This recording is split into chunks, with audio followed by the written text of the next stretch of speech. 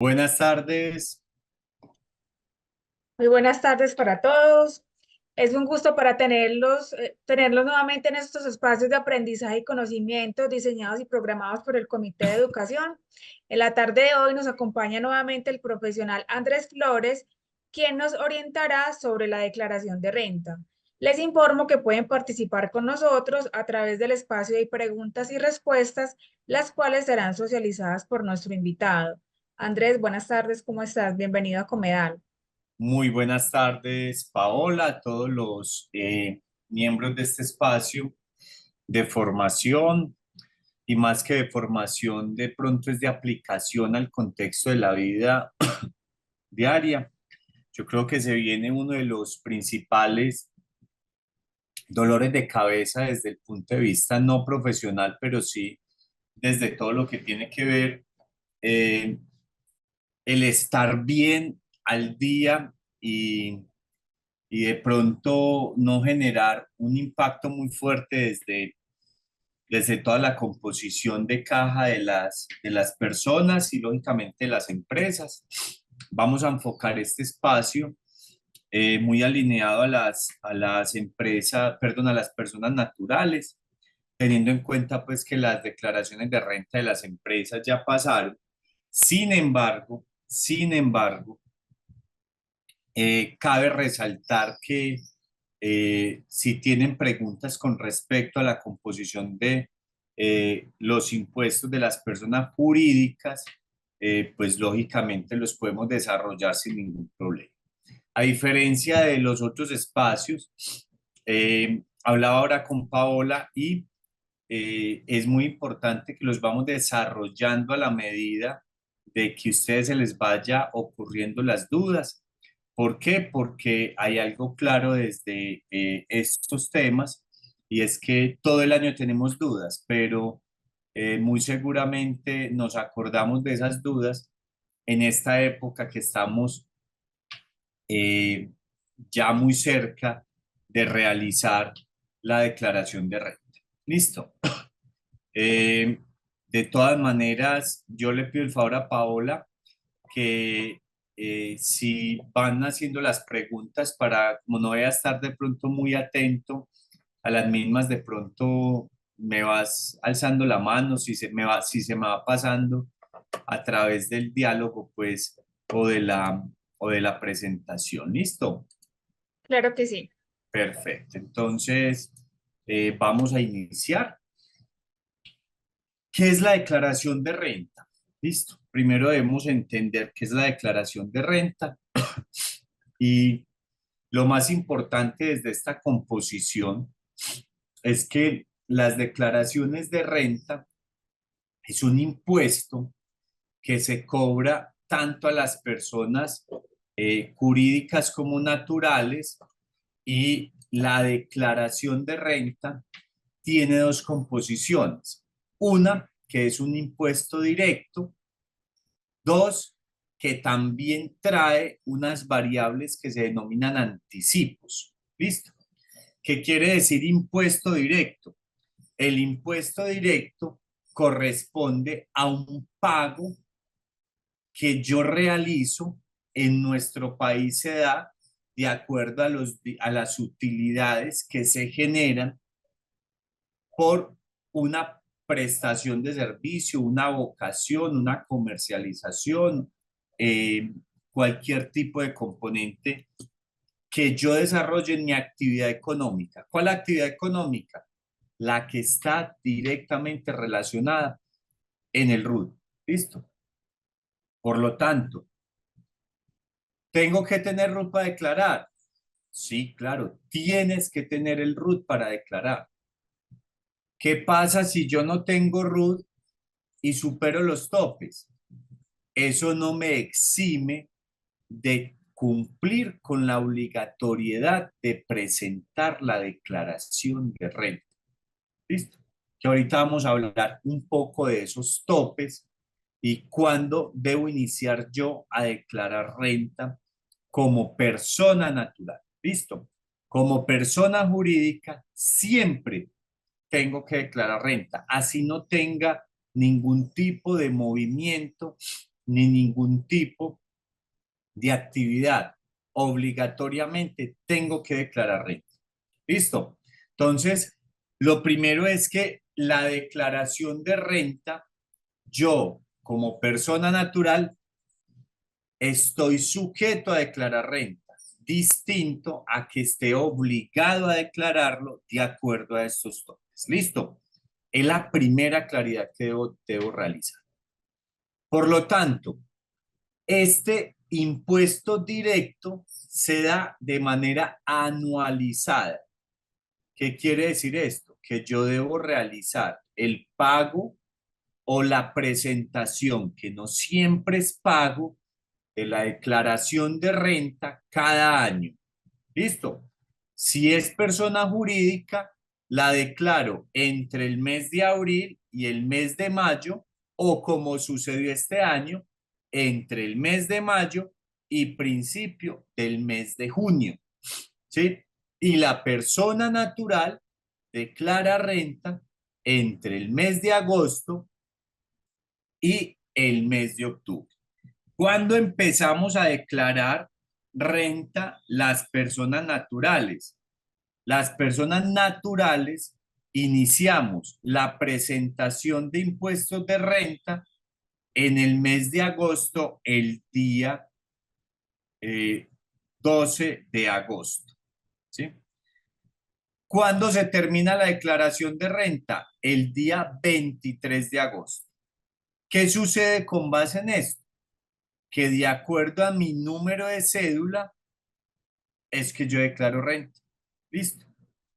Entonces, la pregunta es, ¿y ese número de cédula corresponde a qué?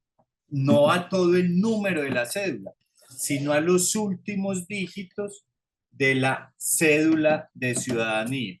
Los últimos dos dígitos hacen parte de la base para yo declarar renta como persona natural. ¿Listo? Entonces, voy a dejar de compartir para proyectarles acá cómo están compuestos los vencimientos.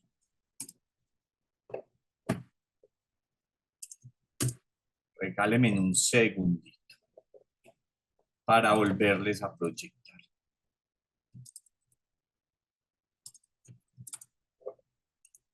Muy bien, ya estamos acá viendo. Permítanme, me informan porfa cuando estemos viendo el calendario. Listo, ya lo estamos viendo. Sí. Yo les voy a mandar este calendario igual. Ustedes saben que todo lo que yo hago se los envío. Entonces nos paramos en la declaración de renta persona natural. Entonces, mis últimos dos dígitos de la cédula. Iniciamos desde el 01 hasta el 00. Ejemplo, mi cédula es 71-291-577. ¿Qué debo realizar yo? La búsqueda, ¿dónde está el número 77? Y en la DIAN, en esto que yo les voy a mandar, esto es un calendario tributario de la DIAN, debo buscar el 77. Acá me dice que el 8 de octubre, octubre 8, 77 y 78, es el vencimiento del impuesto de renta de la persona natural. ¿Claros hasta acá? Entonces, hagan un rastreo de sus últimos dos dígitos de la cédula, lo ubican para que identifiquen cuándo declaro renta. ¿Por qué es importante? ¿Por qué es importante tener presente cuándo declaro la renta? Porque si yo incumplo con la presentación del impuesto de renta hasta, ojo, hasta ese día que me establece la Dirección de Impuestos y Aduanas Nacionales, obligatoriamente al día siguiente tengo que pagar una sanción más los intereses por no haber declarado. ¿De cuánto es la sanción? La sanción se compone de dos componentes, de dos variables, perdón. Primero, si la sanción es una sanción que mi impuesto me da cero a pagar, ¿sí? Me toca pagar 472.000 pesos por no haber declarado a ti. Pero si yo como persona tengo que realizar el pago, perdón, la presentación del impuesto y no la declaro y me da impuesto a pagar, las sanciones por extemporaneidad es del 5% por mes o fracción de mes del impuesto dejado de pagar. Entonces acá es donde se vuelve oneroso, acá es donde se vuelve complejo no tener presente el valor, perdón, la fecha de presentación del impuesto de renta. ¿Por qué? Porque se convierte en un mayor valor a pagar mío con respecto a la Dirección de Impuestos Ciudadana Nacional. Y tengo que pagar intereses. Claro, ¿cuándo?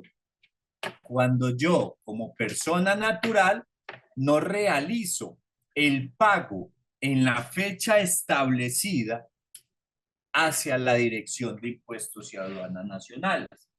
Entonces, ¿qué sucede? Diferencias entre la presentación de persona natural y persona jurídica. Primera diferencia, la persona natural, ojo a lo que les voy a decir. Todos sabemos que a nivel tributario existe algo que se llama VT. ¿Qué es el VT? Unidad de valor tributario. La DIAN todo lo mide a través de la unidad de valor tributario, ¿sí? ¿Y cuánto me vale un VT? El VT para este año es de 47.065 pesos, ¿sí? ¿Para qué me sirve esta VT? Porque con base en ello es que la persona jurídica determina cuánto tiene para pagar la declaración de renta. ¿A qué va esto? Esto quiere decir que las personas jurídicas, cuando supera 40 VTs, el impuesto a pagar tiene dos cuotas para pagar el impuesto de renta. Pero, la persona natural no. Ejemplo, la persona jurídica, vamos a suponer que el RUT de activo financiero, que es mi empresa, 901-186-700, termina en cero, entonces se me venció el 24 de mayo la primera cuota. Si mi impuesto daba 47.065 multiplicado por 40, si me da superior a 1.882.000, podía realizar el pago en dos cuotas. La primera cuota el día 24 de mayo, la segunda cuota el día 23 de julio. ¿Listo? Hasta acá vamos claros. Es muy importante que empecemos a entender el impacto directo que se genera en la declaración de renta, sea jurídica o natural, para que no incurramos en sobrecostos. Y atando esto a las finanzas personales, lo que nos trae esto es mayores valores a pagar por sanciones e intereses si no la presento a tiempo. Y hablemos un poco de los intereses, ¿sí? ¿Qué pasa con los intereses? La DIAN, los intereses de la DIAN, ¿cómo son? Señores, es la tasa máxima de usura, tasa máxima de usura, pero adicional es compuesto. ¿Qué quiere decir, muchachos? Quiere decir, respetados profesionales, que si yo tenía que pagar el 23 de mayo y se me olvidó pagar la primera cuota y la pagué el 1 de junio o no tenía plata para pagarla porque no guardé, los intereses que a mí me causan, me los causan del 23, del 24, del 25, pero el tema no es ese, sino que los intereses del 25 me los acumulan al capital. Entonces voy a pagar, que eso significa el interés compuesto. Voy a pagar interés sobre el interés, porque la DIAN recalcula los intereses de manera diaria, no mensualizada. Por lo tanto, no pagar la declaración de renta implica un impacto fuerte desde las finanzas de la empresa o de la persona. Les voy a dar un ejemplo básico. Tengo un cliente en la empresa que tenía un impuesto, un IVA a pagar del año 2022 de 40 millones.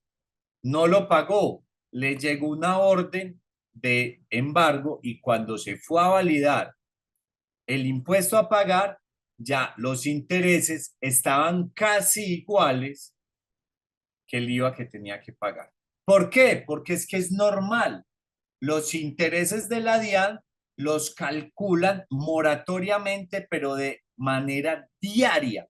Es ojo con las fechas de vencimiento de su declaración de renta.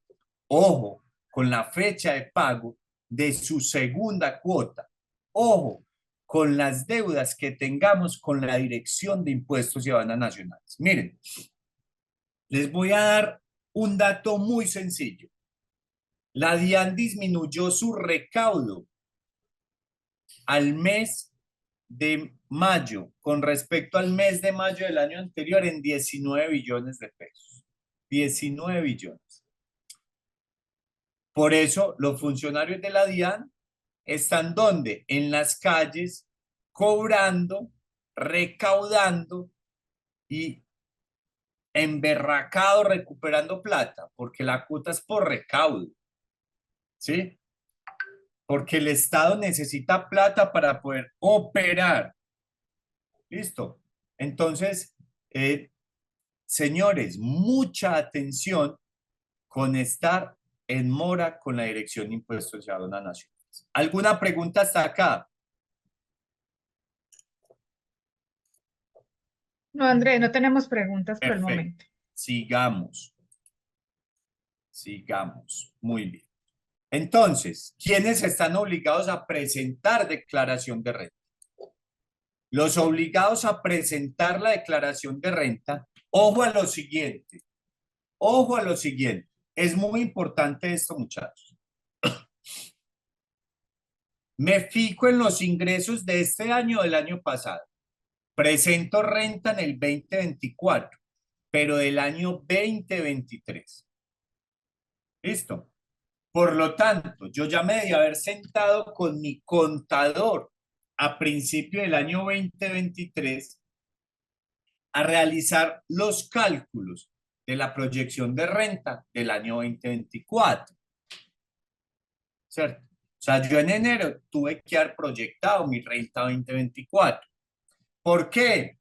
Porque cada vez tiene unos niveles de complejidad mayor, porque lastimosamente el Estado actual o el gobierno actual tiene una tendencia a que va a recaudar más dinero, pero ¿a través de quién? Las personas naturales. Así pasó en la reforma tributaria anterior.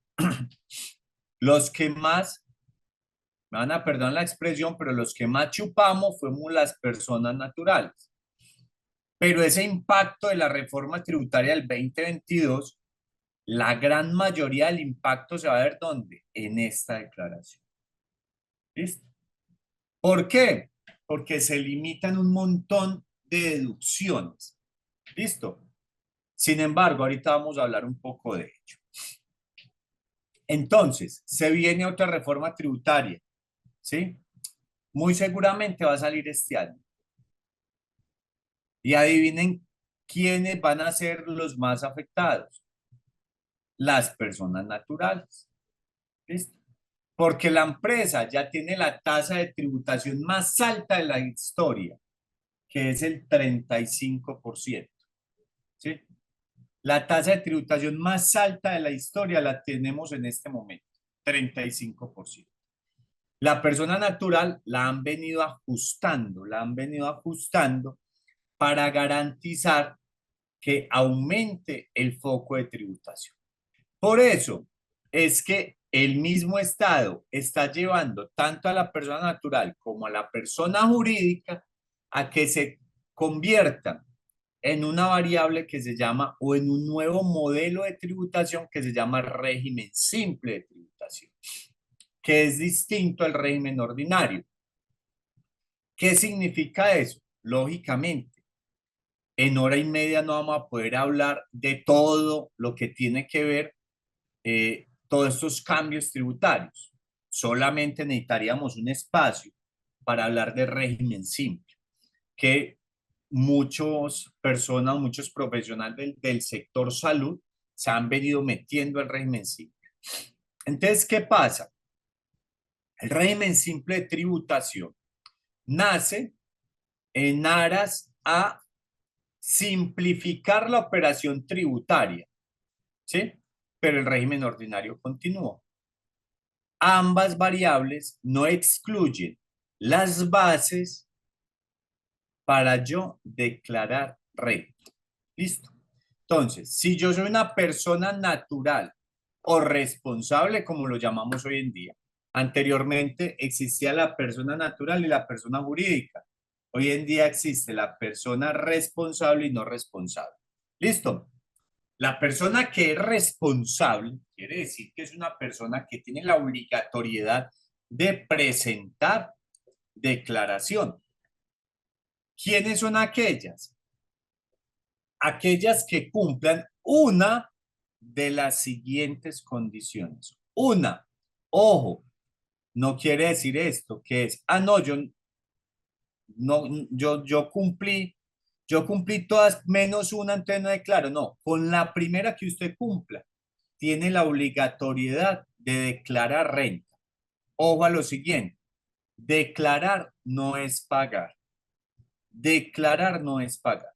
Si usted realiza una adecuada planeación tributaria, si usted realiza un adecuado análisis tributario con su contador de confianza, seguramente va a tener unas posibilidades de diluir, ojo, no evadir, diluir o eludir un poco el pago de impuesto de renta. ¿Listo?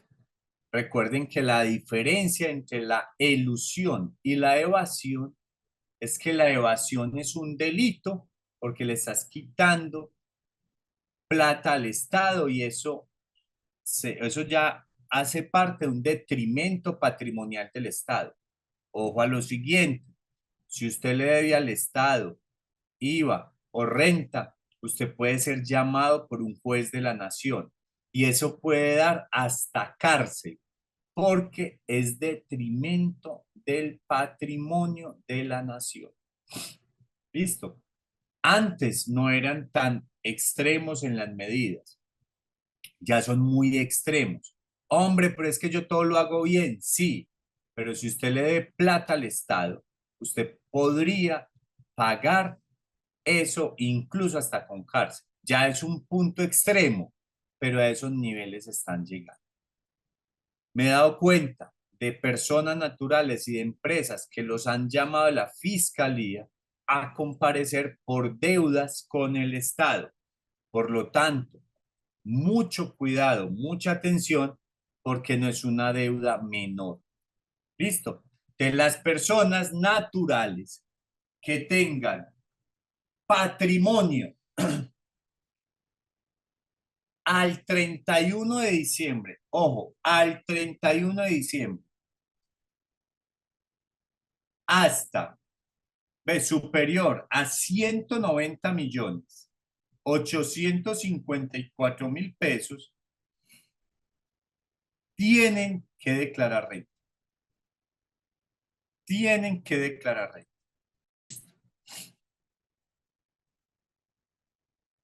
Hombre, que es que yo tengo una casa y esa casa a nivel, yo no sé si se han dado cuenta en los anexos de la declaración de renta que la DIAN nos saca, no sé si se han dado cuenta que les aparece, ya les aparece las propiedades que tienen, el municipio se las reporta, donde las tenga. ¿Por qué? Porque todo está conectado. Entonces, si mi patrimonio se incrementa o es superior a 190 millones de pesos, 854.000, tenemos que declarar. Si el ingreso bruto, diferencia entre el ingreso bruto y el neto, que el ingreso bruto no tiene inmersas las devoluciones. Me explico. Hombre, es que yo realicé cuentas de cobro o realicé facturas por 80 millones, pero resulta que anulé cuentas de cobro y remisiones por 40. Ya usted tiene ingreso bruto por superior a los 59 millones. Tiene que declarar. Listo. Venga, Andrés, es que, ¿cómo le parece que yo tengo ingresos por 100 millones, pero yo trabajo en el hospital X, ¿sí? Y no me pagan hace 4 meses, 5 meses. No importa, tienes que declarar, porque la contabilidad en Colombia se da por causación. Por causación. Qué pena, es que mi niña llegó, entonces llegó contenta. Se da por causación, no se da por caja. ¿Claros hasta acá? Muy bien. Tercer punto, personas que hayan realizado consumos con tarjetas de crédito por 59.377.000. Hombre, no tengo los ingresos porque a mí me pagan mucho en efectivo, pero utilizo la tarjeta de crédito por doquier, ¿sí? Y esa tarjeta de crédito, yo al mes hago compras superiores a 5 millones de pesos. Ya tienen que declarar. Denme un segundo, por favor.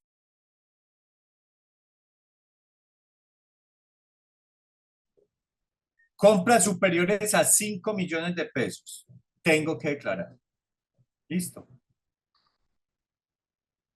Muy bien. Compras distintas a la utilización de la tarjeta de crédito. Hombre, yo no utilizo tarjeta de crédito, pero hago compras en empresas o ante terceros superior a 5 millones. También declaro. Ojo a lo siguiente. Consignaciones. Consignaciones superiores a 59 millones. Y acá pasa mucho lo siguiente. Hombre, resulta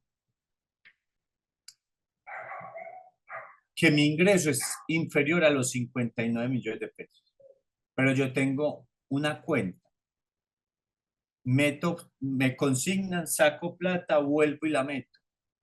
¿Sí? Me consignan, saco plata, vuelvo y la meto. O busco, o presto la cuenta porque a mi mamá le van a consignar, a mi hermana le van a mandar una plata, tengo una tía en el exterior, me mandó plata y superé los 59, así la plata no sea suya, tiene que declarar porque superó el tope. ¿Listo? Superó el tope. Y al superar el tope está obligado a presentar declaración de renta.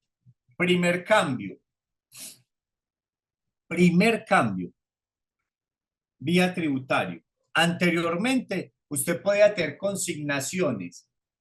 Voy a colocar un ejemplo, por 300 millones, pero en realidad sus ingresos soportados eran 150, no había problema. Usted reportaba los 150 y se acabó el problema con los otros 150. ¿Sí? La DIAN no estaba cuestionando la diferencia de ese ingreso. Cambio a partir de la reforma tributaria de 2277. La carga de demostrar la diferencia del ingreso adivinen de quién es, del contribuyente. Por lo tanto, si a Paola le prestó la cuenta a la tía y le consignó 60 millones de pesos, Paola tiene que demostrar que no es ingreso de ella y si no, lo tiene que incluir como ingreso. ¿Cómo lo demuestro? Solo lo puede mostrar de las siguientes formas. Crédito. Hice un crédito. Si no es un crédito, es un ingreso. ¿Sí? Si no es un ingreso, es una venta de algo. Y si es venta de algo, hace parte del ingreso constitutivo. Por lo tanto, y de la ganancia ocasional. Por lo tanto, la DIANTE podrá llamar a decirte, hágame el favor y me justifica esa diferencia y si no, me paga el impuesto. Y les aseguro algo, lo va a empezar a hacer muy pronto. ¿Por qué? Lo que hemos visto en este gobierno, sin hablar de banderas políticas, es que tiene un afán muy acelerado de generar ingresos tributarios para poder soportar su plan de gobierno. Por medio de esto, lo que está buscando es todos los componentes normativos y sancionatorios para poder recuperar ingresos. ¿Listo? Claro, ya hasta acá. Segundo punto, el primer punto que habíamos visto. Primer punto que habíamos visto.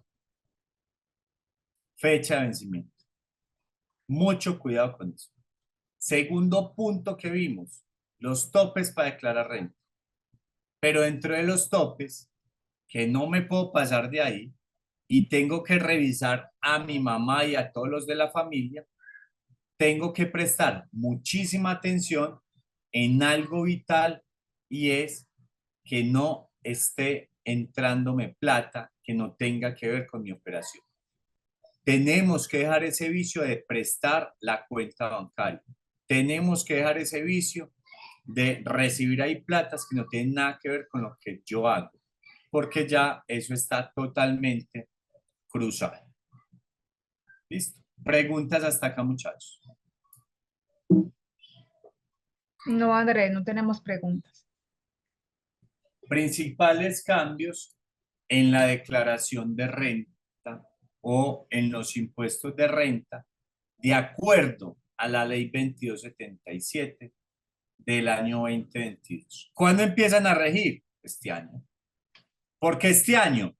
Porque la reforma tributaria fue en diciembre del año 2022 que empezaba a aplicar a partir del 1 de enero del año 2023 y la declaración del 2023 yo la presento ¿cuándo? En el 2024. ¿Listo? Muy bien. Entonces miren acá. Se modifica el artículo 206 del Estatuto Tributario. Se modifica el artículo 206 del Estatuto Tributario. ¿Y qué modifica el artículo 206 del Estatuto Tributario? El 25% de las rentas laborales, que al final, recordemos que la renta es cedular.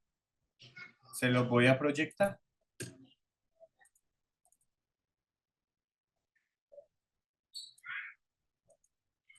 ¿Están viendo mi pantalla? Sí. Perfecto. Permítame un segundo.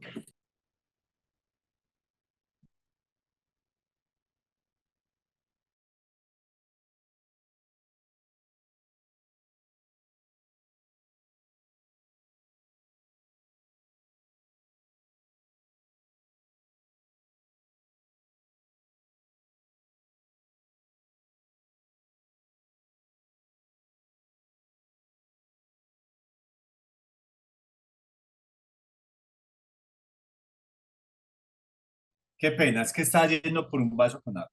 Entonces, ¿qué identificamos en esto? La renta es cedular. ¿Qué significa que la renta es cedular? Significa que existen las siguientes maneras de yo tributar en el país.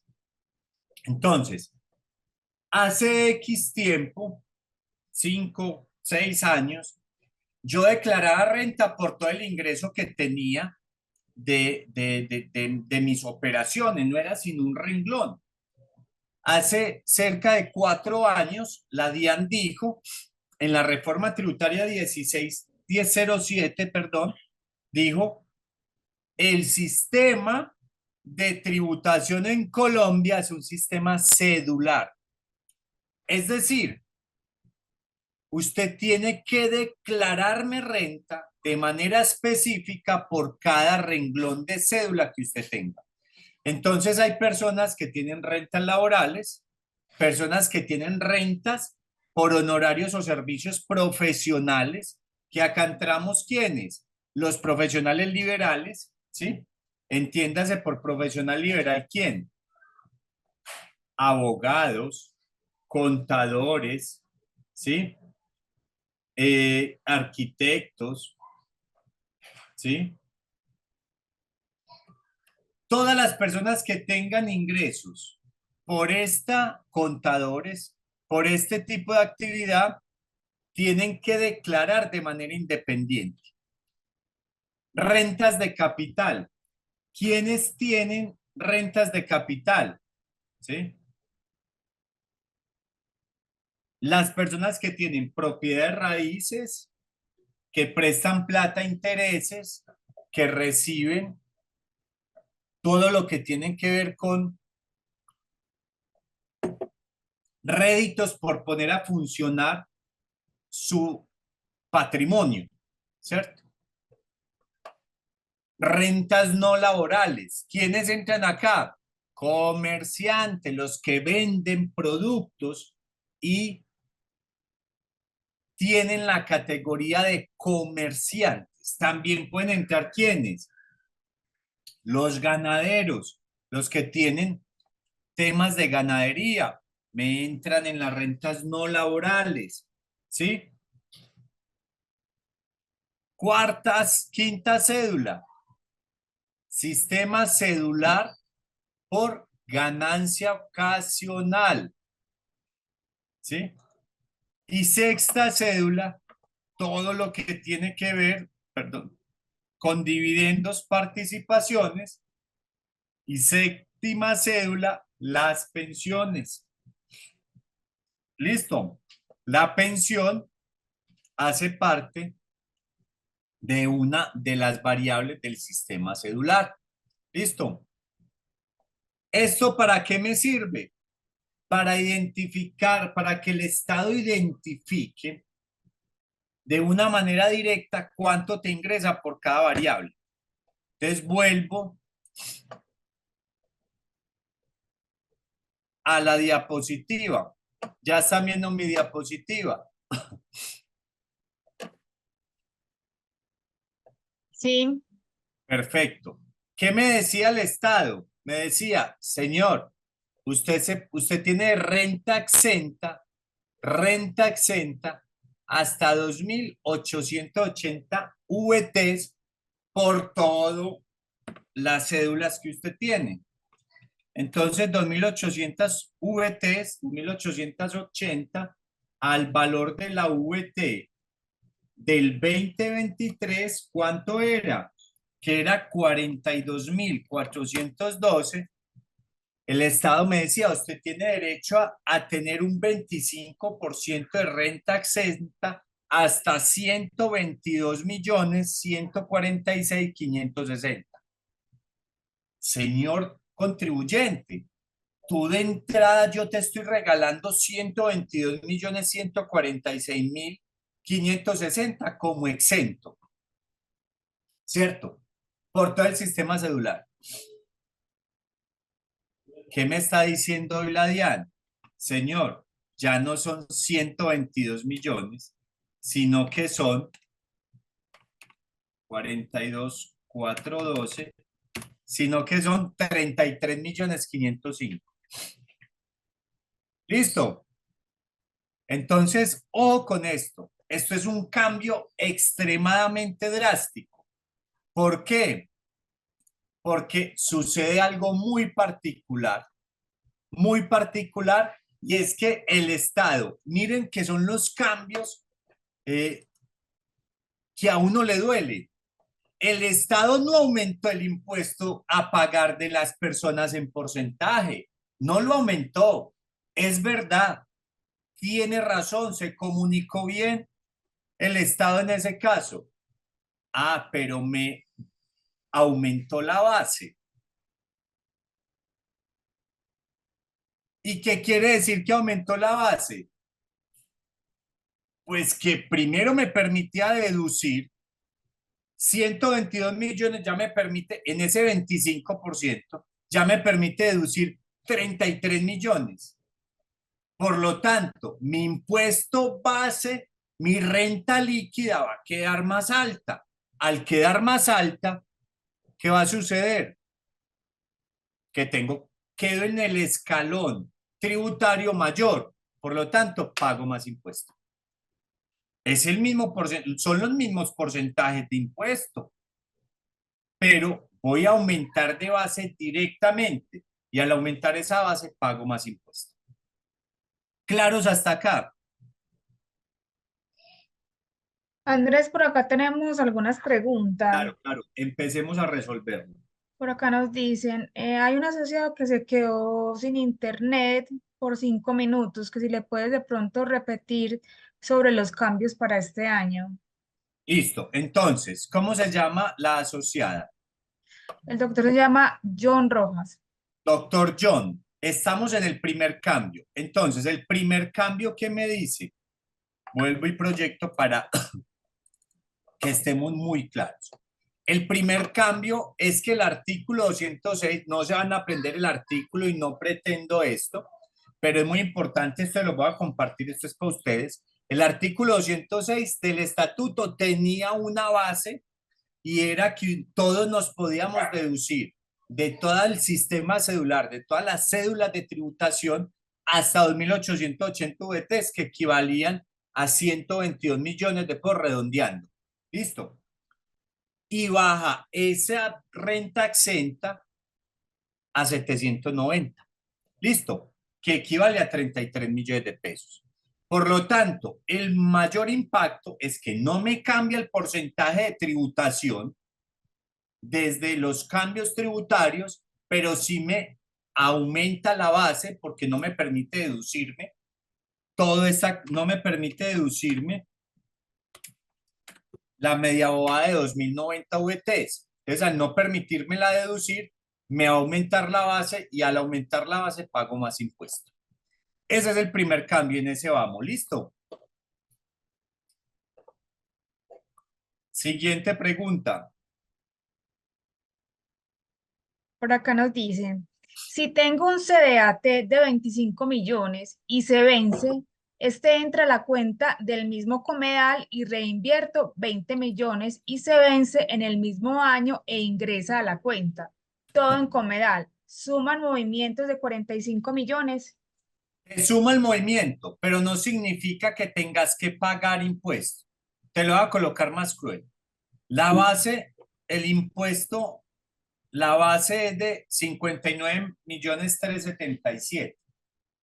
Ejemplo, usted tiene un CDAT de 30 millones y lo tiene a 6 meses, a los 6 meses lo renuevan, te le entra la plata y usted lo vuelve a crear, ¿sí? Porque no lo renueva automáticamente. Sumaste 60 millones. ¿Qué está pasando? Cumplís con los movimientos bancarios. ¿Listo? Cumplís con el movimiento bancario, más no tenés que pagar impuestos ni te suma como ingreso.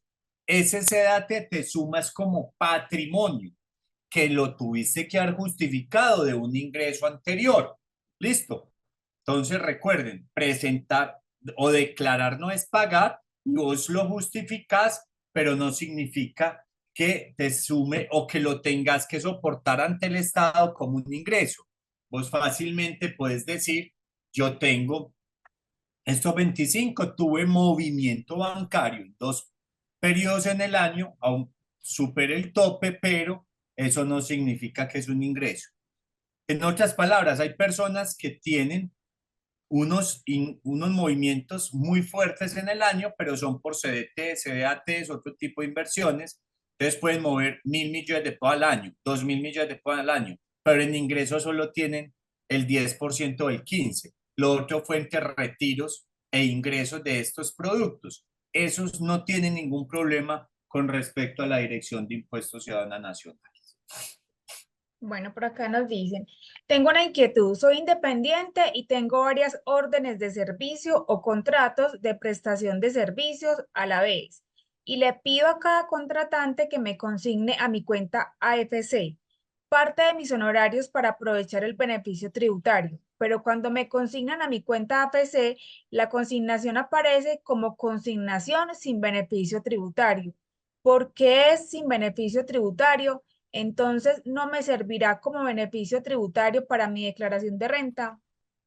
Mire, recuerden que eh, a nivel tributario, yo tengo que marcar cuando creo el AFC, ¿sí? Que esto lo complicaron un poco. Cuando yo creo la cuenta AFC, ¿sí? Eh, yo tengo que marcar esa cuenta y cuando me consignan, me la tienen que marcar al momento de consignar con beneficio y me tienen que calcular por cuánto beneficio está cargada. Si no me la cargan de esa forma, no significa, ojo, no significa que usted no se la pueda deducir. Significa que usted tiene que realizar el cálculo de la retención contingente de la FC, que te lo tiene que calcular el contador. ¿Para qué? Para que te lo puedas deducir. ¿Listo? La base o el porcentaje de deducción de AFC no se modifica. Sigue estando en el mismo 30% entre AFC, entre pensión voluntaria y demás. Pero el beneficio de la AFC lo conectas es desde poderlo sacar antes o después. Porque si usted lo carga sin beneficio, quiere decir que cuando usted lo vaya a retirar, le tenés que pagar una retención al Estado. La pequeña diferencia. De la recomendación eh, que yo te hago es que doctora Marcela, la recomendación es que cuando tú creas el AFC o cuando la empresa te va a pagar, te cargue el producto con beneficio. ¿Dónde o ¿Dónde? cómo? Ah, sí, qué ¿Dónde pena, o cómo? Andrés. Dale Dale. tranquila. ¿Dónde o cómo se hace la cuenta FC? Mire, lo recomendable es que la hagas directamente con el banco que tú tienes los movimientos. Voy a hacer acá un ejemplo. Yo tengo movimientos con Bancolombia o con BBVA. Entonces tú vas con un asesor y creas la cuenta AFC. ¿Por qué con este tipo de bancos? Que nosotros tenemos los movimientos principales. Porque es mucho más fácil y la intención es que exista un débito o que exista una consignación directa y es mucho más fácil hacerlo con estos bancos y en muchas ocasiones se facilitan mucho más las cosas para poder garantizar como la movilidad del recurso de manera más idónea, ¿cierto? Entonces la recomendación mía es con el banco que tenga los movimientos. ¿Los inmuebles se declaran bajo el valor catastral o el valor comercial? Mire, acá hay un tema bien interesante y es que resulta que hay algo que se llaman las NIF, que la NIF obliga a que los reportes se tengan que hacer de manera comercial. ¿Listo? Pero las NIF hoy están muy ligadas a la persona jurídica, o sea, todavía ni siquiera la DIAN está aplicando al 100% las NIF ante persona jurídica. La persona natural menos todavía. Pero ¿qué sucede? Que la persona natural tiene un impacto directo con el valor de la propiedad. ¿Cuándo? Cuando la venda. Porque hay algo que se llama ganancia ocasional. ¿Listo? Y entre más barata la declare, más grande va a ser la ganancia ocasional. Entonces, ¿cuál es mi recomendación? Yo no puedo tampoco poner el valor de la propiedad como yo quiera. Me explico. Vamos a suponer que yo realicé una compra de, yo realicé una compra de una propiedad de 100 millones de pesos. ¿Listo? Entonces, si yo la compra la hice de 100 millones, yo no puedo decirle al contador, ve, méteme eso por 300, porque es que yo pagué fue 300. Ya como la escritura la tengo que cargar.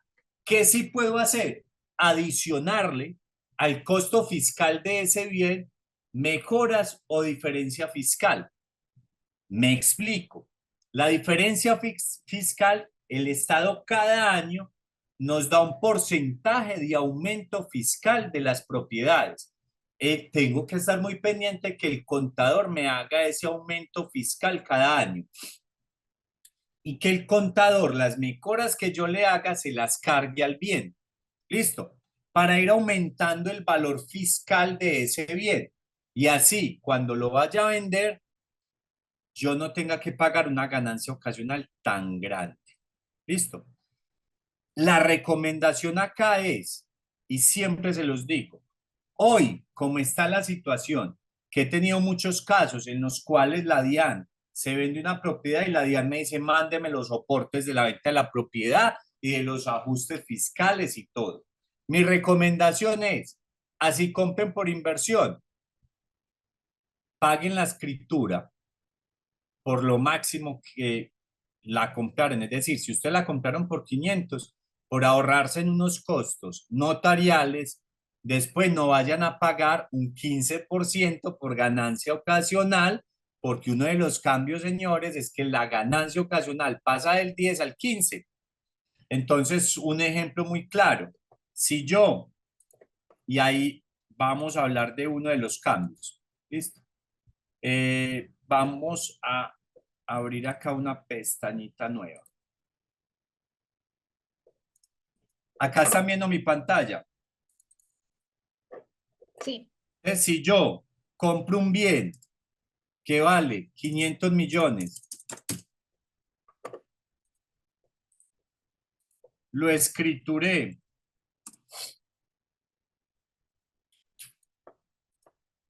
Andrés, pero no estamos viendo los cambios o lo que digitas en la pantalla porque se ve demasiado pequeña.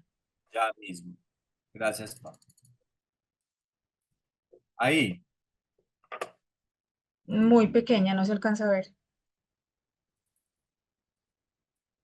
ahí. Sí, que igual pequeña. Ah, no, pero espérate que entonces ya es por, ya la vuelvo, la desvinculo y la vuelvo a vincular. Ahí. Sí, pues se ve el Excel con lo que estás modificando. Por eso, pero es que ya la tengo en el 400%, no me da para más. Bueno, Entonces tengo una propiedad de 500 millones, la escrituré por 300. Listo. En la declaración de renta, ¿por cuánto la puedo meter yo? Por 300. ¿Sí? Porque fue por lo que la escrituré. Pero entonces resulta que hay un ajuste fiscal del año 1.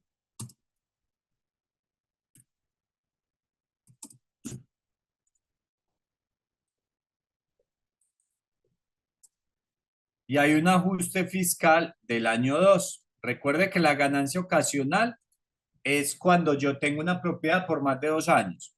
Entonces vamos a suponer que el ajuste fiscal de este año es del 9% y este es del 8%. Listo. Entonces, ¿yo qué hago acá? Multiplico la propiedad por este. Listo. Entonces, ¿cuál es el valor de la propiedad real? Va a ser de 300 más 27 más 24. Y yo le hice unas mejoras ¿de cuánto? De 50 millones. Entonces, el valor con mejoras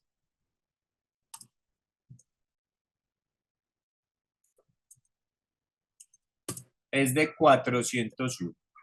A los 2 años yo la vendí por 800 millones de pesos, por 700 millones de pesos.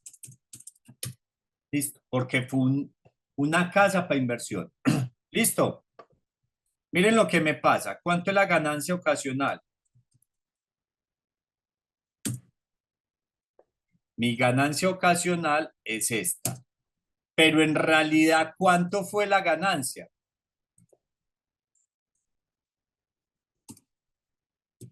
La ganancia real fue esto menos los 500 menos los 27 del año 1 del ajuste, que incluso es más, venga que yo acá lo tengo que calcular, donde lo hubiera hecho adecuadamente, entonces tendría esto por esto más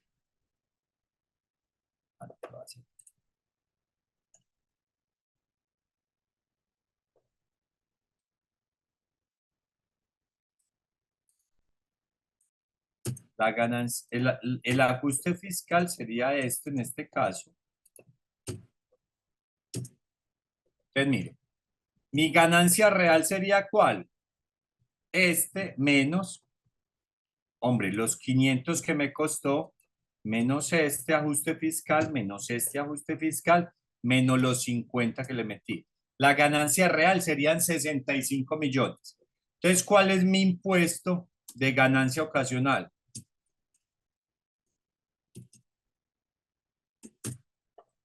Sería este por el 15%. Pero este sería el real, donde, pues el de con escritura full, ¿cierto?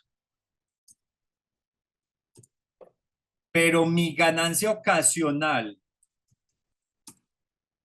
por haberme querido ganar unos pesos sin la escritura full,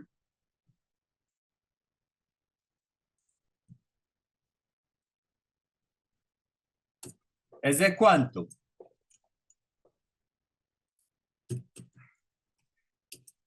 44 millones. Entonces, miren que cuando yo me pongo a tratar de capar, me perdonan la expresión, de capar impuestos o de capar gastos adicionales como los notariales, al final, ¿qué me termina pasando a mí? Que termino pagando más por composiciones de impuestos como la ganancia ocasional. ¿Cuánto pagué de más? Pagué de más 35 millones de pesos. ¿Y cuánto me vale una escritura de 200 millones de pesos? ¿Qué es la diferencia? Una escritura vale aproximadamente el 4.5, yo cargaría como comprador el 2.5, acá me está ahorrando 5 millones de pesos, pero en realidad estoy perdiendo 30 millones 100 mil pesos. ¿Queda clara la explicación? Bueno, por acá en relación a la cuenta AFC nos dicen, pero ¿será que me lo carga sin beneficio cada contratante? ¿Es porque no da el monto o es que son contratos pequeños con cada contratante? Sí, es que lo que pasa es que, a ver, ¿qué sucede? Mi recomendación es que hagas el cálculo, la sumatoria o la sumatoria de todos los aportes a FC para poder que realices el cálculo de qué te queda con y sin beneficio. Eso lo puedes hacer o con el contador o lo puedes hacer directamente con un asesor de donde tengas el AFC, pero muy seguramente si vas al banco, el banco te va a mandar con el contador. Pero, por ejemplo, con protección, con todos estos fondos de pensiones, que es donde normalmente se manejan, o que también tienen conocimiento, te garantizan pues como unos cálculos adecuados. Si tenés uno de confianza, hazlo. Si no, hazlo con tu contador, que acá es muy importante. La recomendación mía es que sumes la totalidad de los aportes para que determines si da o no da. Si no da, no hay problema, no tiene ningún lío y lógicamente ahí queda con la exclusión directa si no realizas el pago de lo mismo. Bueno, por acá nos dice, pregunto, en los casos de retepuente por servicios, ¿cómo se deberían liquidar o cuánto retener? Yo paso factura electrónica por evaluación médica, pero también puedo cobrar por servicios de laboratorio o por insumos. En ese caso, la factura, ¿cómo se debería de realizar? Ya que tengo entendido que le hacen retepuente por servicios profesionales, retepuente por el laboratorio, ya que los porcentajes de retepuente son diferentes. Entonces, muy bien, mire, ¿qué pasa? ¿Quién me hizo esta pregunta? Para llamarla por el nombre o para llamarlo. Cairo, ¿cierto? Entonces, Jairo, muy bien. Al tú facturar electrónicamente, de acuerdo al concepto, te van a reportar. Les voy a hablar en chino y me excusa. Si tú facturas por servicios profesionales, te van a reportar en los medios magnéticos en el formato 5002. Si facturas por servicios, te van a reportar en el 5004. Y si facturas por venta de un producto, te van a reportar en el 5016. Diferencias. 5002. Entras en categoría de empleado. Al entrar en categoría de empleado, te llevan a la tabla de retención como persona natural. ¿Listo? Y la retención puede ser del 10, 12, 14, 15, 19%. Lo que dé. ¿Listo? Excepto que vos declares que tenés más de 2 colaboradores y que exigís que te retengan en la fuente de acuerdo a la calidad del servicio del producto que vendas. Entonces, si vos reportás que tenés, artículo 383, si vos reportás que tenés más de 2 colaboradores, te retienen, si es por honorarios, el 10 o el 11. ¿Listo? El concepto 5004 de medios magnéticos, te reportan por servicios. ¿Cuánto es la retención por servicios? Del 4 del 6. ¿Listo? ¿De qué depende? Se los voy a decir y me van a excusar. Lastimosamente, las 1000 páginas que tiene el estatuto tributario lleva a que los contadores seamos hasta ambiguos a la hora de practicar las retenciones. Deberían retener el 4 porque usted declara renta, pero hay empresas que retienen el 6. Pero si te retienen el 6, simplemente vos solicitas que te retengan el 4. Y si facturas por venta de productos, formato 5016, se te va al 2,5. Muchachos, ¿y cuál es la diferencia y por qué les digo el concepto? Porque es que sucede que si a usted lo reportan en el 5002, va a ser muy difícil y tiene una alta probabilidad que la DIAN, si vos ese valor después lo llevas, vuelvo al componente cedular, les voy a explicar desde acá para poder que me entiendan, para poderme hacer entender, perdón. Ustedes no me tienen que entender, yo me tengo que hacer entender. ¿Listo?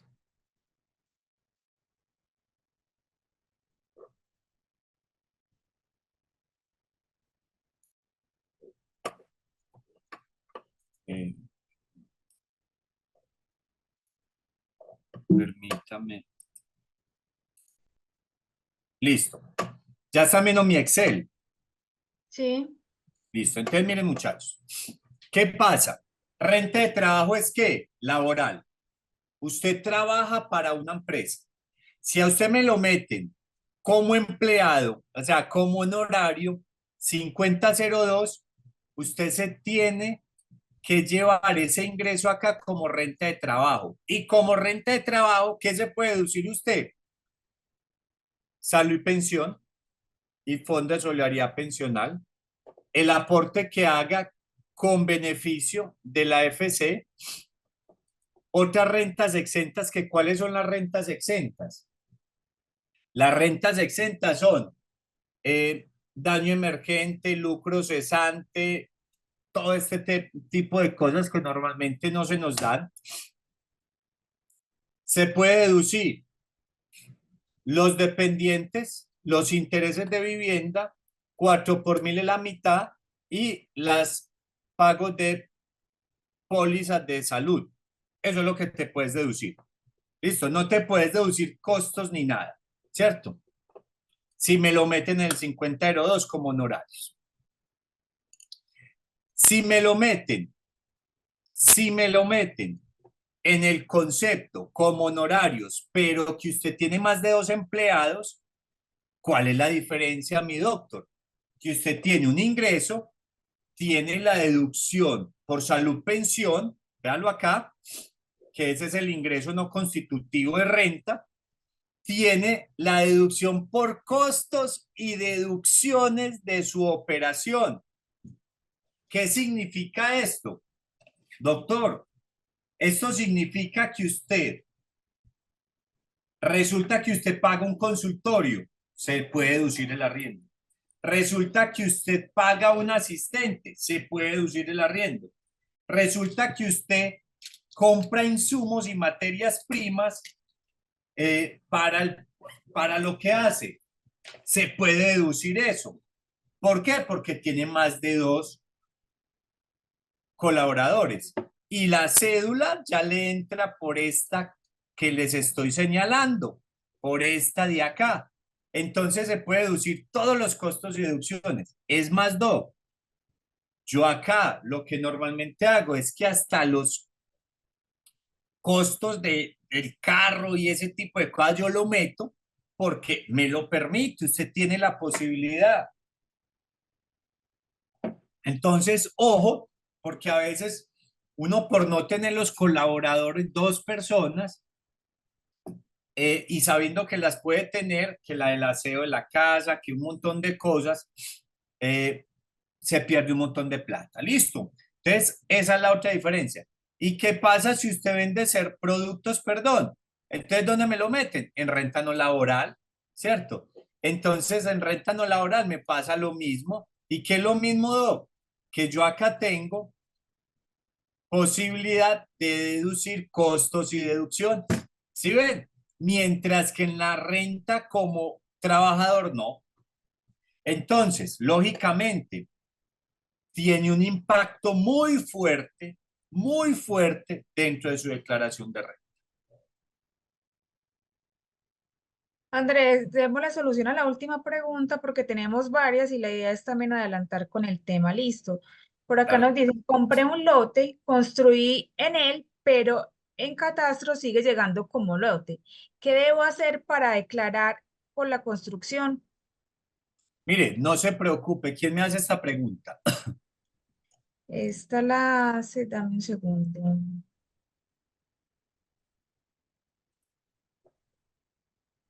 Bueno, a la persona que hace la pregunta, La doctora Nayibe Durán. doctora Nayibe, sí, me gusta, es como por nombre propio porque pues me parece importante. Entonces, ¿qué le recomiendo yo, doctora Nayibe? Yo le recomiendo no vaya a catastro, ¿para qué va a pagar más impuesto predial? ¿Sí?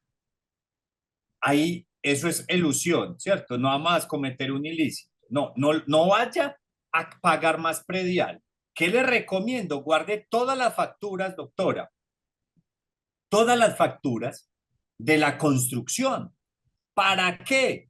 Y todos los pagos a los oficiales o con la empresa que usted hizo el trabajo. Guarde eso en una carpetica, me le saca fotocopia para que no se le borre la tinta y guárdela también de manera virtual, o sea, en la nube, para que eso lo aumentemos en la declaración de renta. Entonces voy a colocar un ejemplo. Su lote costó 500 millones y usted en la construcción se gastó 800. Estoy colocando un ejemplo. Si yo tengo esos 800 legalizados, con facturas, cuentas de cobro, con todo, porque usted no tiene obligación de llevar contabilidad, pues simplemente su contador le tiene que declarar esa propiedad no en 500 que le valió el lote, sino en 1300, porque le puede sumar todos los costos adheridos a la construcción y no pague el impuesto predial, perdón, y no vaya que le aumenten el impuesto predial inadecuadamente. ¿Listo? Doctor Juan Diego Machacón, sí, yo les voy a dejar acá el teléfono en lo que requieran. Con todo el amor del mundo, en mi empresa estamos para asesorarlo. ¿Listo? Entonces, vamos a continuar. Segundo cambio, el artículo 336-1 nos trae algo muy interesante, señores.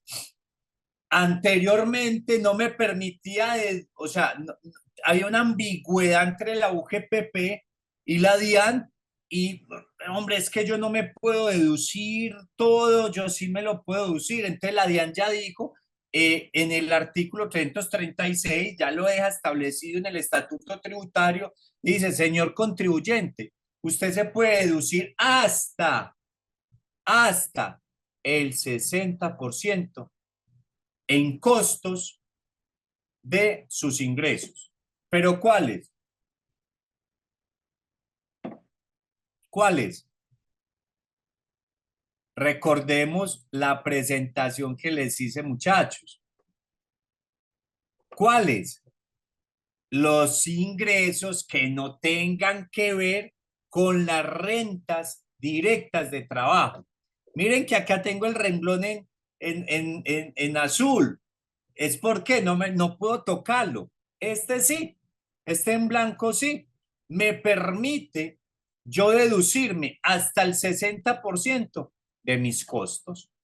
Hombre, yo tengo un ingreso de 100 millones, puedo meter hasta el 60% de los costos. Entonces ahí es donde yo le decía, ahí es donde uno juega, entonces uno dice, hombre, le meto los gastos del carro, le meto los otros gastos, porque entonces yo digo, no es que el doctor tiene que visitar, hombre, tiene un gasto de viaje, claro, doctor, no hay ningún problema, lo podemos meter porque usted tiene que ir a congresos, etcétera. Pero si podemos pasar eso desde la composición de rentas laborales. ¿Listo?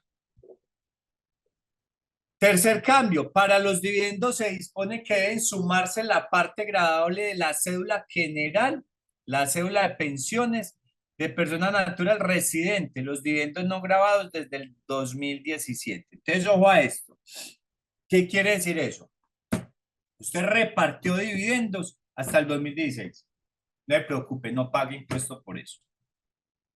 Listo. Son no grabados, excluidos. Pero usted tiene dividendos desde el 2017. Me los tienen que grabar. ¿Listo? Me los tienen que grabar. Ya son grabados. ¿Listo? Y pasa algo que es el paso siguiente con o sea, con el paso con el siguiente punto, las personas no residentes, ¿sí? Que me les obligan a tener, ¿quiénes son no residentes? ¿Quiénes son no residentes? No residentes son las que permanecen menos de 180 días en el país. Me les ponen un impuesto directo del 20%. ¿Listo? Y también me disponen que los dividendos tienen una exención, ¿sí? En participaciones inferiores a 1090 VTs. Listo. Es decir, me le dicen, venga, puede invertir sin problema, me le paga un impuesto del 20% y yo le doy una exención. Pero esto es más para composiciones de no residentes. Listo. ¿Qué más tenemos? Tenemos Se mantiene el límite de las 1000 VT de las rentas exentas por pensiones. ¿Listo? Pero ¿qué pasa adicional? Incluyen las pensiones obtenidas en el exterior, que anteriormente no estaba. Entonces, si usted pensiona en el exterior, listo, válido, no hay ningún problema. ¿Y cuántos son 1000 VTs? 1000 VTs equivale a 42.772.000. Listo. Usted tiene esa base para que quede totalmente exento. Listo. Totalmente exento. Otro punto, la determinación de la renta líquida en la cédula general sumará todos los ingresos, menos los dividendos y las ganancias ocasionales. ¿Qué pasa con esto? Primero, recuerdan, señores, que yo les explicaba que existían 7 cédulas. ¿Sí? En las 7 cédulas, ¿qué traía? Traía que yo por cada cédula realizaba unos cálculos, ¿sí o no? Y de acuerdo a esos cálculos, pues yo ya determinaba cuánto pagaba por cada cálculo y entonces me pasaba algo maravilloso. Podría suceder que yo por cada cédula no me tocaba pagar y al final no pagaba. O lo que pagara muy poquito. Pues no, esta reforma tributaria me dice, no importa que usted tenga 6 de las 7 cédulas o 5 de las 7, al final yo unifico los ingresos y las rentas líquidas y le calculo el impuesto a pagar. Entonces yo acá, ¿qué me pasa?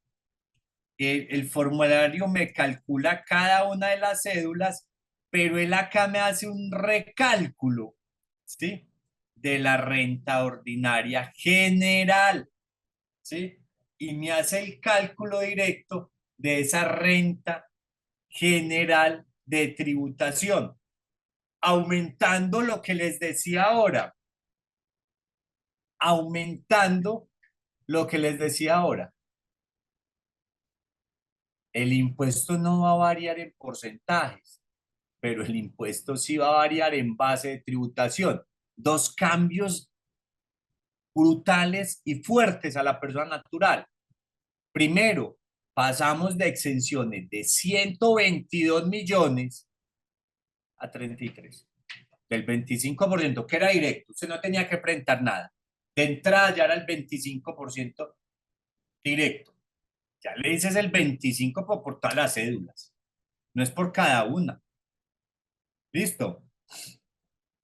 Y segundo, te unifica todo el ingreso y te lo lleva a la tabla, por lo tanto, eso te va a aumentar la base.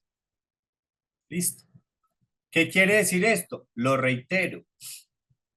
Por eso es que este año, cuando vamos a presentar renta, si yo venía pagando, ejemplo, 5 millones, no esperes que tengas que pagar lo mismo. Dentro de las proyecciones que yo hago, te va a tocar pagar mínimo entre un 50 y un 100% de más si no realizaste esa proyección tributaria adecuada. La doctora Imelda, sí, lo de las pensiones. Acá estaba mencionando, ¿sí? Me pasé al siguiente punto porque esto pues aplica, o sea, lo que hablamos de las pensiones del exterior es que en Colombia las pensiones son exentas y acá lo que pasa en esta reforma es que las pensiones del exterior se incluyen dentro de la exención de, de, de, de renta para las pensiones con un límite de 1000 VTs. ¿Listo? Por pensiones. Es realmente lo que aplica. ¿Qué pasa entonces en este punto? Que me suman los ingresos, pero me exceptúa los dividendos y las ganancias ocasionales. Adivinen por qué me las exceptúa, señores contribuyentes. Porque es que, claro, yo en la ganancia ocasional es donde más plata normalmente el Estado quiere sacar réditos. Y lo mismo pasa en los dividendos, ¿sí? Lo mismo pasa en los dividendos. Entonces, ¿qué está haciendo la DIAN? La DIAN está buscando, la DIAN está buscando llevar estos dos componentes a una medición específica e individual. ¿Para qué? Para poder impactar más directamente a los contribuyentes. Me explico. ¿Qué pasa, muchachos? Resulta que la DIAN me puede obligar, yo no estoy obligado a llevar contabilidad, entonces con respecto a todos mis ingresos, no pasa nada. Él no me va a joder con los ingresos. Pero, ojo, me excluye los dividendos y la ganancia ocasional porque él sí me puede decir, venga, presénteme los dividendos de a dónde son, cómo los calcularon y recuerden, los que estaban hasta el 2017, hasta el 2016 no hay lío. ¿Listo? Los que están del 2017 en adelante, grabados todos. ¿Listo? Entonces, ojo a esto, ojo a esto. Y me categoriza el impuesto a los dividendos en los siguientes puntos. Primer punto, eso me lo establece en el artículo 240 del Estatuto Tributario.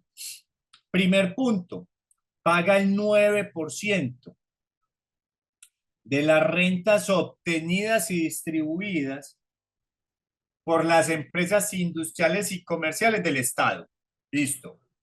Entonces el Estado se metió en el baile y dice, yo tengo que pagar dividendos, el impuesto del 9%. ¿Listo? Parágrafo segundo. Las instituciones financieras, aseguradoras, reaseguradoras, sociedades comisionistas de bolsa de valores, sociedades de comisionista agropecuario, bolsa de bienes de productos agropecuarios, agroindustriales, etcétera, commodities, etcétera. ¿Sí? 5 puntos adicionales al impuesto de renta. Es decir, pagaban el 35, no van a cobrar, aparte del impuesto al dividendo, van a cobrar el 40% a estas entidades. ¿Listo? No me impacta. Pero ¿qué sucede con esto? Que las personas naturales que tengan dividendos, ojo pues, que tengan dividendos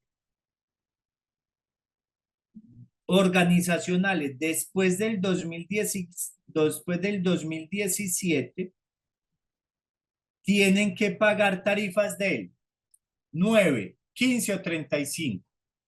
¿Listo? 9, 15 y 35. 9% las que ya sabemos.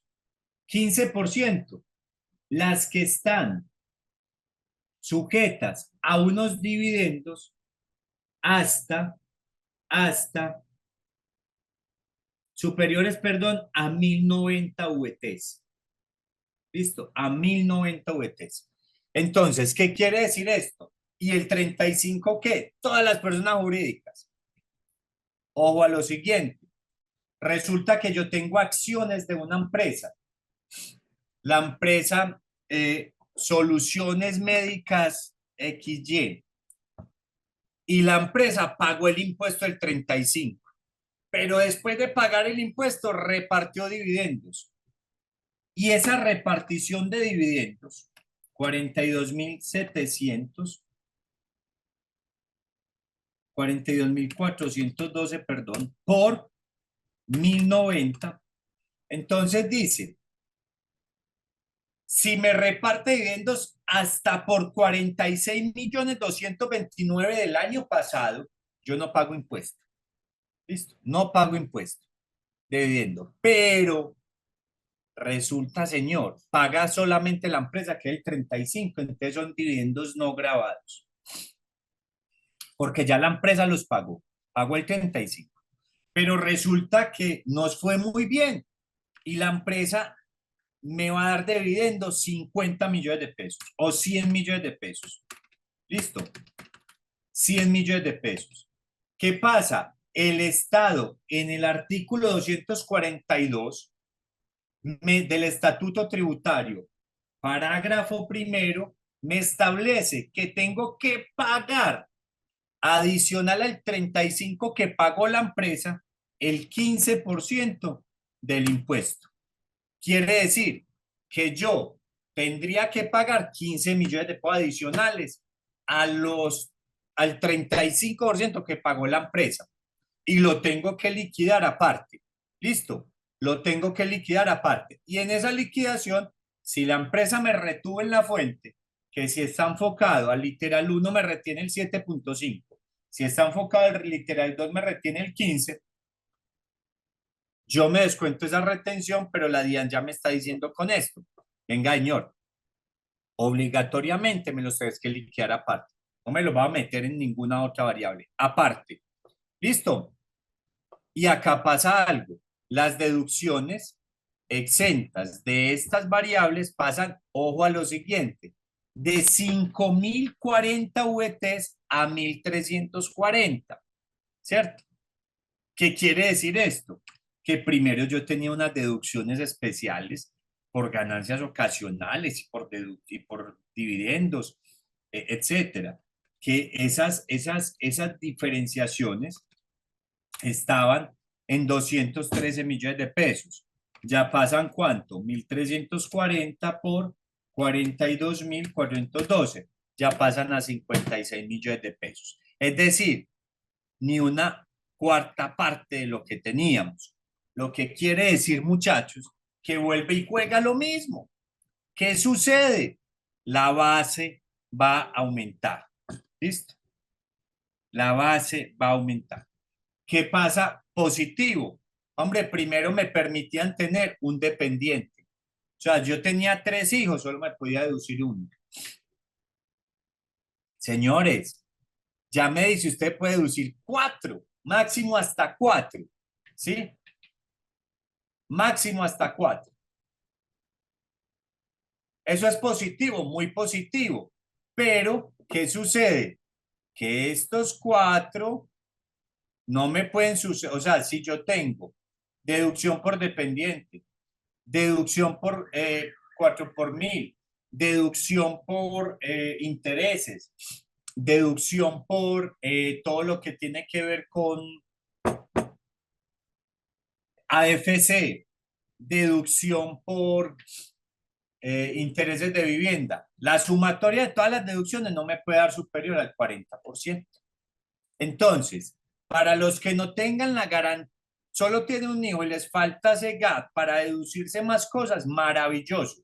A los que no, a los que ya superaron ese tope, ya no hay nada que hacer porque esta modificación del estatuto tributario ya no tiene un impacto directo en la estructura de declaración de renta, es decir, no te va a generar un impacto positivo. ¿Listo? ¿Claros hasta acá? Sí, Andrés. Andrés, resolvemos algunas inquietudes. Claro, de una. Bueno, por acá nos dicen, si Comeal me entregó en el 2023 mi ahorro, proyectate, ¿eso va en patrimonio o en ganancia ocasional? No, eso va en patrimonio, porque es que usted, eso fue o sea, eso es una plata que usted tenía, ¿cierto? ¿Qué es lo que va en su declaración de renta? Lo único que va en su declaración de renta es no como ganancia ocasional, sino como lo metes en renta de capital, tenés que meter es directamente lo que te está dando de, como de intereses, pues, o de réditos. Mm. ¿Y cómo se demuestran las mejoras? Un oficial no factura. Eso fue en relación al tema que trataste ahorita. Sí, Vuelvo ahí y te lo, la repito. ¿Y cómo se demuestran las mejoras? Un oficial no factura y uno a veces no guarda recibos de compra por más de un año. muy bien, ¿qué pasa ahí? La DIAN en eso sí es estricta, necesita que factura o cuenta de cobro. Y ahí es donde nosotros tenemos que ser muy juiciosos guardando las facturas. Por eso les digo yo voy a hacer una construcción, una carpetica, para tributariamente tenerla, así sea en el Drive, pero yo eso lo puedo demostrar de una sola forma y es con soportes legales. Y para la DIAN, de acuerdo al artículo 771 y al artículo 108, lo único legal es la factura. O factura o contrato. Si yo tengo un contrato de obra civil o un contrato con ese oficial firmado donde se establezcan los montos, me lo puedo deducir. Vale. Si uno alquila el consultorio, hay enfermera y secretaria, pero la paga el que arrienda, pero si están adentro. No entiendo muy bien la pregunta. No, yo tampoco. O sea, si usted tiene un consultorio y lo alquila, su ingreso, lo único que tiene ingreso, bueno, ya medio creo saber de dónde viene la pregunta. Si te sirven como eh, que fueran trabajadores tuyos, colaboradores tuyos, no, porque tiene que ser que usted los tenga bajo la seguridad social tuya. Listo, bajo la seguridad social tuya. Si la pregunta es por ahí, esa es la respuesta. Si la pregunta es si eso te sirve o si lo reportas como costo y deducción, no. Usted reporta el ingreso o renta de capital, pero no te lo puedes tomar porque al final no hacen parte de tu nómina. Y la nómina, la única forma de soportarla es vía pago de seguridad social. Listo. Y ojo a lo siguiente, nómina electrónica. Nómina electrónica, tenés que tener nómina electrónica. Segundo, que es vital, señores, si ustedes superan, ya les doy el dato, 47,065 por 3.500. Si ustedes superan al año, 164.727.500 de facturación, ustedes tienen que facturar electrónicamente. Si no, es no deducible para la empresa a la que usted le factura. Tienen que facturar electrónicamente. Que esto al año es ¿cuánto? 13.727.000 pesos. Perdón, al mes. ¿Listo? Cuando uno recibe un auxilio de la cooperativa Comedal, por ejemplo, por odontología o por congreso, ¿en cuál cédula se pone este auxilio? Eso lo metes como renta no laborales. ¿Cómo es el manejo tributario en los intereses generados por CDAT? Digamos que genera 1.000.000 mensual. Lo metes como renta de capital. Y lógicamente Comedal o cualquier entidad te tiene que retener en la fuente sobre los rendimientos.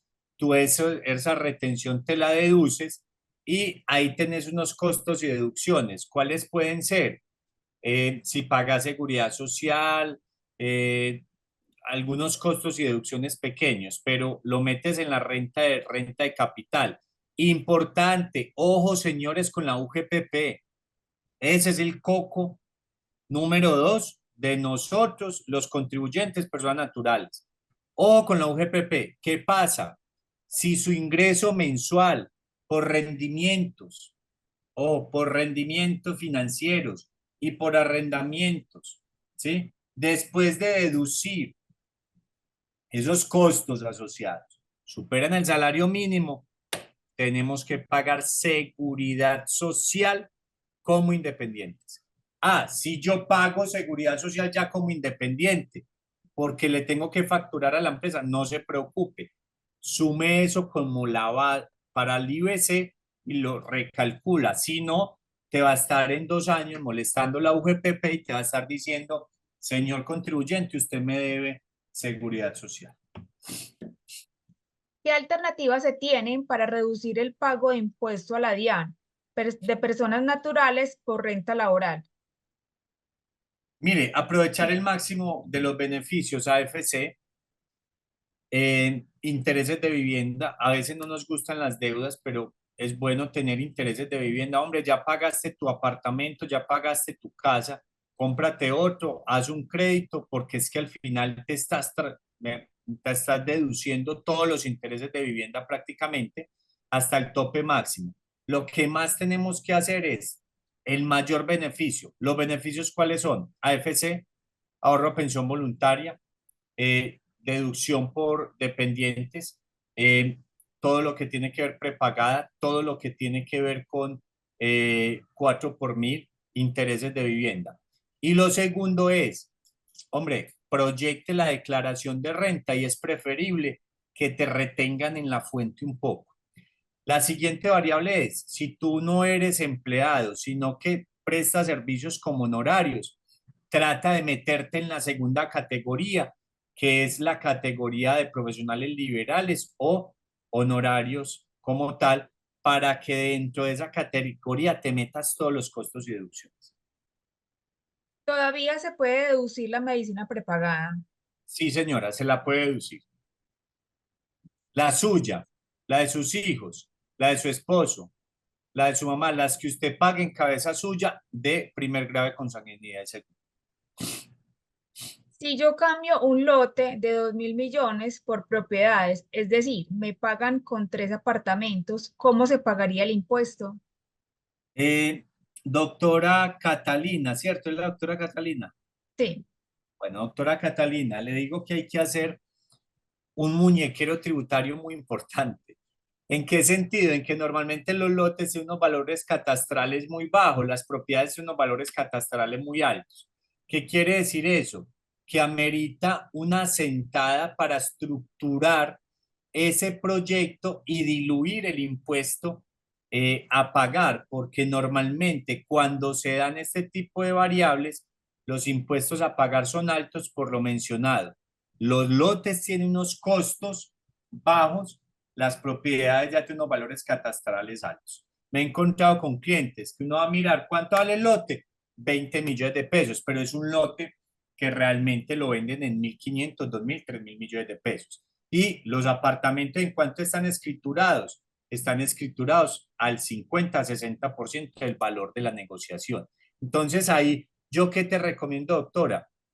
Con tu contador de confianza, sentar y estructurar el negocio desde hasta cuánto es lo máximo que, ahí sí, al revés, que puedas escriturar los apartamentos en lo menos posible, que pueda soportar mejoras al lote en lo máximo posible, que pueda, ojo a lo siguiente, diluir o aumentar el tiempo en el cual tenga que hacer la escritura para tener más tiempo y meterle más composiciones de, al menos del lote, más composiciones de la estructura del lote para las adecuaciones y las diferencias, empezar a jugar con las diferencias fiscales y lo otro, tratar de soportarlo, resguardarlo vía pasivo soportado.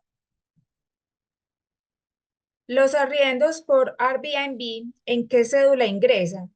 Y por estos ingresos ya se le pagó los impuestos a Fontur. ¿Toca pagar otro impuesto por renta?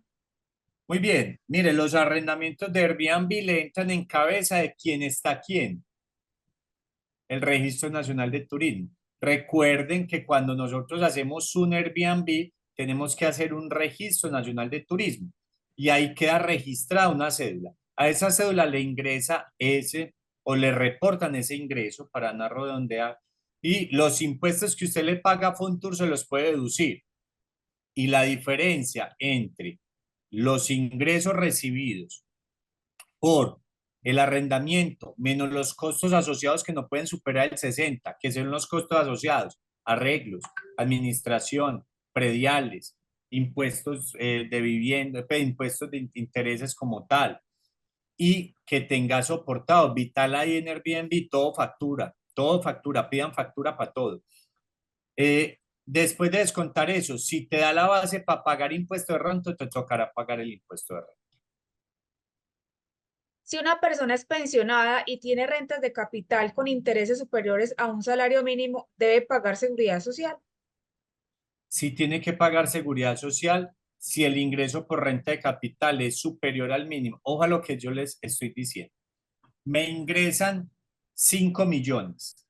Lo máximo de deducción de los 5 millones que yo tenga soportado es 3 millones. Quiere decir que yo tengo que presentar eh, una base no soportada de 2 millones. Por lo tanto, tendría que pagar salud, porque si ya las pensiones no pagas pensión, pero sí pagaría salud.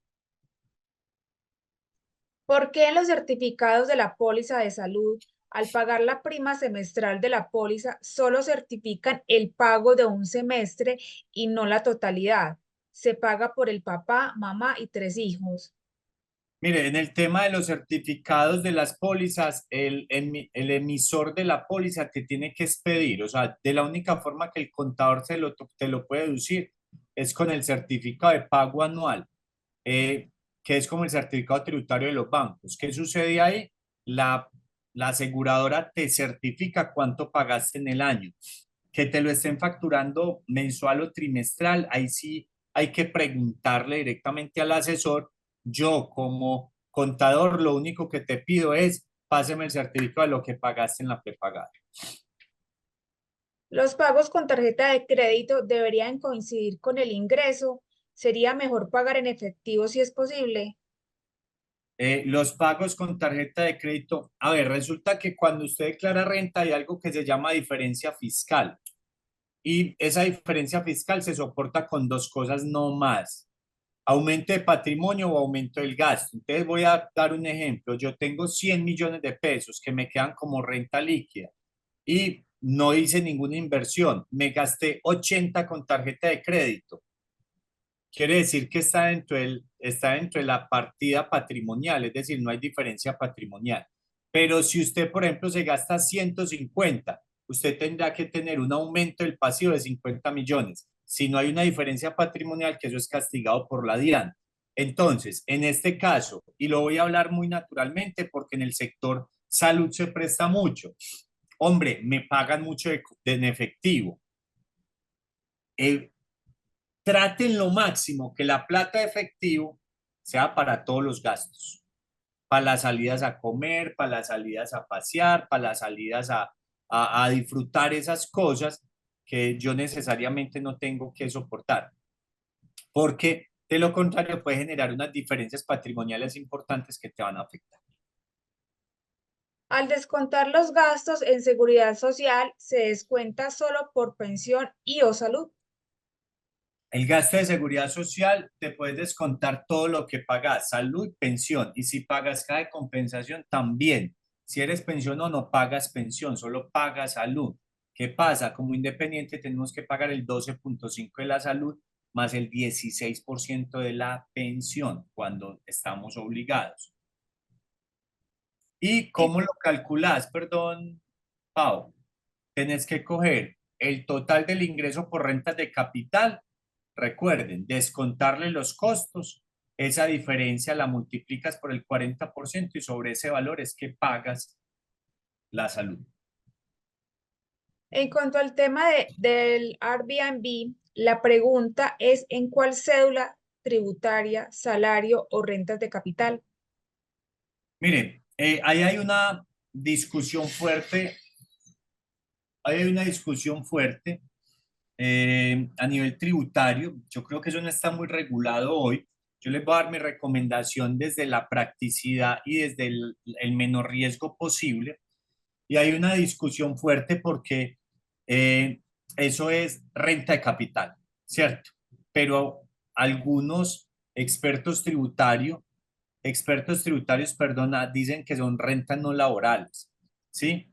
De entrada, para mí es una renta de capital porque es el remanente del usufructo de un bien y los bienes inmobiliarios y las inversiones se meten dentro de las rentas de capital. Entonces, desde la lógica, desde la esencia, debería ser renta de capital. Hasta el momento, la DIAN no ha sancionado a nadie que lo meta por un lado o por el otro. Andrés, bueno, no tenemos más preguntas por la noche de hoy. Ya para ir cerrando, ¿qué recomendaciones tendrías para los asociados que nos están acompañando en este momento? Bueno, hay temas bien interesantes, señores asociados. Lo primero y la más grande recomendación es, mire, planeen. El contador no es solo para yo llamarlo en el mes de agosto o cuando se me vence la declaración de renta. Planeen. Segundo, a veces vemos caro el servicio de una declaración de renta, pero porque me acuerdo en ese momento y yo ya quiero pagar y pagar y pagar menos. No, háganlo un planeado desde el principio de año. Una buena planeación vale plata, pero eso no es plata perdida. La recuperas vía el retorno del menor valor de impuestos pagados. No hay necesidad de evadir, pero si se hace planeado, podemos pagar lo que debamos pagar sin necesidad de que sea más. O sea, se puede mejorar esa composición tributaria. Porque en esa planeación que se tiene, señores asociados, se tienen el análisis macro de cómo viene la composición de la persona y ahí, si es un buen contador, vas a poder analizar, hombre, mejor constituye una empresa, mejor sigo acá, cuánto pago impuestos, etcétera, etcétera. Y esa planeación te va a servir para ambas vías. Y adicional, si tiene un valor agregado ese contador y es saber movilizarse un poco desde los excedentes para poder intentar generar ingresos seguros desde otras composiciones como inversiones en la banca, en propiedades raíces, o sea, que tenga una capacidad de conocer el mercado adecuado, te puede dar unos buenos consejos, que los mismos réditos financieros te soporten o te recuperen la declaración de renta. Miren, pidan todas las facturas, hay un cambio bien interesante. Yo me puedo deducir el 1% de todos los gastos que tengo soportados con factura electrónica, adicional a todo lo otro que les digo. Todo pídanlo con factura electrónica, todo, todo, porque eso les permite a ustedes tener mayor control y porque la factura electrónica para el doctor que nos mencionaba ahora, es que a mí se me pierden, o la doctora, es que yo al año voto todo. Para esas personas, pues no hay problema, ya le quedan el historial de la DIAN y usted no tiene problema. Eh, Tercero, importantísimo, importantísimo, señores, la retención en la fuente. O sea, si yo soy de altos ingresos, no me dé miedo la retención, porque eso te anticipa el impuesto y ojo a algo. Yo les dije algo, una cosa ahora es que yo tengo que anticipar impuesto para el año siguiente, pero si tengo retenciones adecuadas, no anticipo nada. Entonces ahorro flujo de caja. Quinta recomendación, vamos guardando en Comedal lo que me puede ir proyectando la renta, que lo puedo ir ahorrando mes a mes. Si yo pago 12 millones, voy guardando 1 millón para que cuando me llegue la declaración de renta yo esté tranquilo. Vale, Andrés, por acá tenemos otra preguntita. Nos dicen, tengo ingresos laborales certificados hasta octubre, noviembre y diciembre. Son ya, soy ya como pensionado, estoy ya pensionado con Colpensiones. Entrega ese certificado, va en la cédula de pensión. Si tenés ingresos certificados como empleado hasta octubre, eso te suma como empleado. Y a partir del mes de noviembre, que te llegue la pensión o los ingresos futuros, porque seguramente no te da la pensión en un mes, entonces esos ingresos de noviembre y diciembre, o cuando te llegue eso, entran como exentos, de acuerdo al monto, pues, ¿cierto? Porque ya te entran como renta de pensión. La factura electrónica debe especificar algo para poder ser deducible. Tiene que especificar nombre, NID, pues NID o cédula, ¿sí? Y te tiene que llevar con el CUF, que es por electrónicamente. O sea, usted con nombre, cédula, correo electrónico y teléfono, a veces te piden la dirección, pero lo vital es que tenga tu nombre y tu cédula. Vale, Andrés, no, muchísimas gracias. Desde el Comité de Educación agradecemos la asistencia al encuentro virtual de esta noche. Esperamos que la charla haya sido del interés y del agrado de todos. A nuestro invitado Andrés le agradecemos por acompañarnos y brindarnos tan valiosa información.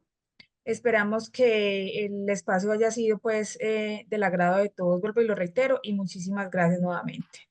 Hay un tema, Paola, hay un tema interesante, el régimen simple. Si ustedes tienen posibilidad de generar un espacio para que hablemos de régimen simple, que es bien interesante para el sector médico y que han traído unos cambios importantes y hay unas eficiencias tributarias grandes, a la orden. Recuerden que estos espacios, con todo el amor del mundo, para Comedal, muchas gracias por invitar Activo Financiero por intermedio de la Universidad CES a ser parte de estos encuentros y de este aumento de capacidades. Como empresa estamos disponibles para todo lo que requieran y con todo el amor del mundo, reitero, eh, los espacios que necesiten para hablar de estos temas tributarios y financieros. Vale, Andrés, muchísimas gracias. Entonces, quedaríamos pendientes con el tema. Yo sé que este es un tema muy extenso que amerita pues como otro espacio. También es chévere contemplar la posibilidad de hablar sobre el tema de régimen simple. Entonces, lo estaríamos programando para nuevas charlas. Perfecto, que Dios los bendiga y muchos éxitos. Recuerden que Gracias, una feliz noche. Que gracias. descansen. Muchas gracias.